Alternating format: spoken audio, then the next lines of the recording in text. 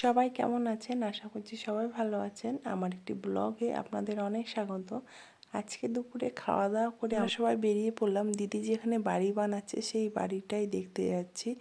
আমি যাচ্ছি, আদিদেব যাচ্ছে আর জিজু যাচ্ছে। হেঁটে 10 মিনিট লাগে দিদিদের বাড়ির থেকে। আর এইখানে দেখুন কত সুন্দর সুন্দর সবজি চাষ হয়েছে। এইটাই হচ্ছে আমার দিদি বাড়ি যাওয়ার রাস্তা। ওই যে বালি পাথর ওগুলো সমস্ত কিছু ছাদ ঢালাইয়ের সময় বেঁচে গেছে। আমার কিন্তু এই জায়গাটা বেশ ভালো লাগে, বেশ শান্ত, পুরো নিরিবিলি, কোনো ঝুট ঝামেলা নেই। এই জায়গাটাই আমার দিদি কিন্তু বাড়ি বানাচ্ছে। ওই যে পাকা বাড়িটা যেটা দেখতে পাচ্ছেন নতুন, সেটাই হচ্ছে আমার দিদির বাড়ি। সবাই এসে ঘুরে গেছে, শুধুমাত্র আমি আর আমার মা বাকি ছিলাম। মা দুদিন আগে দিদির বাড়ি দেখে গেছে আর আমি আজকে আসলাম প্রথম। তো আমার দিদির বাড়িটা কিন্তু খুব সুন্দর হয়েছে, আমার কাছে বেশ লেগেছে। পাশেই আবার আছে লেবু বাগান। এখানে আসলেই কিন্তু অনেক লেবু তুলে নিয়ে যাওয়া হবে বাড়িতে। তারপরে রাত্রিবেলাতে আমার দিদি দেখুন এখানে করেছিল ফ্রাইড রাইস আর করেছিল চিকেন কষা আর ছিল মটন কষা। আমার দিদি কিন্তু অনেক সুন্দর রান্না করতে পারে।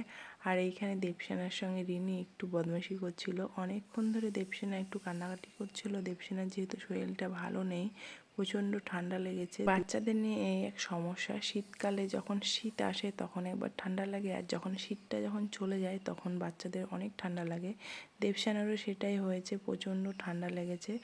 আর এই যে দুটো দুষ্টু এখানে কিন্তু বদমাশি করছে, আমাকে দেখে চুপ করে শুয়ে গেল। নীলাব্র যে কবে কবে বড় হয়ে গেল বোঝাই গেল না। সেই ছোট্ট নীলাব্র আজ কিন্তু অনেক বড় হয়ে গেছে। আমাদের নীলাব্র সোনা সরো পড়তে বসেছিল আর আদিদেব প্রচণ্ড দুষ্টুমি করছিল। আমি বলছিলাম দাদাকে ডিস্টার্ব করিস না, দাদা একটু পড়াশোনা করে নিক। দাদাও ফাঁকিবাজ, দাদাও। হাতে ব্যথা হয়েছে, বাবা একটা পেয়েছিস, কপাল করে একটা বাবা পেয়েছিস, বুঝলি তো? সত্যি জিজু অনেক ভালোবাসে তার নীলাব্রকে, আমরাও নীলাব্রকে অনেক ভালোবাসি। আর এই যে আমাদের দুষ্টু সোনা এখন মোবাইল দেখেই যাচ্ছে, কখন যে শেষ হবে তার কোনো ঠিক ঠিকানা নেই। আর দেবসেনার প্রচণ্ড ঠান্ডা লেগেছে যেহেতু, তাই বিছানাতে শুতে পারছে না, তাই আমি এদিক ওদিক নিয়ে একটু ঘোরাচ্ছিলাম। আবার শেষে আমি খেতে বসেছি, কারণ দেবসেনা প্রচণ্ড কান্না করছিল, প্রচণ্ড ঠান্ডা লেগেছে। কি আর বলবো, যাই হোক ছোট বাচ্চা তো, বাচ্চা থাকলে সবার শেষেই খাওয়া দাওয়া হয়। আর আজকে চিকেনটা কিন্তু খুব সুন্দর হয়েছে, দারুণ হয়েছিল। আমার দিদির হাতের রান্না আমার কাছে অনেক প্রিয়। তারপরে এইখানে দেখুন আমার ছোট্ট বোন মিঠি, ওর স্কুলের হাতের কাজ চলছে, তাই এখানে একটা সুন্দর করে একটা এখানে আর্ট আঁকবে।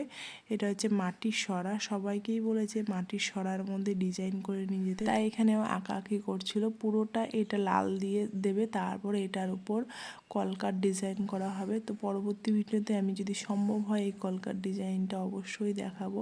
এখনও আঁকতে থাকুক আর আমি দেখি বাইরে কি করছে। আর এইখানে আমার মাসি দেবসেনাকে রোদে ঘুম পাড়াচ্ছিল, আর আমার দিদা বসে বসে বলছিল ওকে একটুখানি বাসক পাতার রস, মধু, তুলসী পাতা করে দেয়, যাতে ওর ঠান্ডাটা অনেকটাই কমে যায়।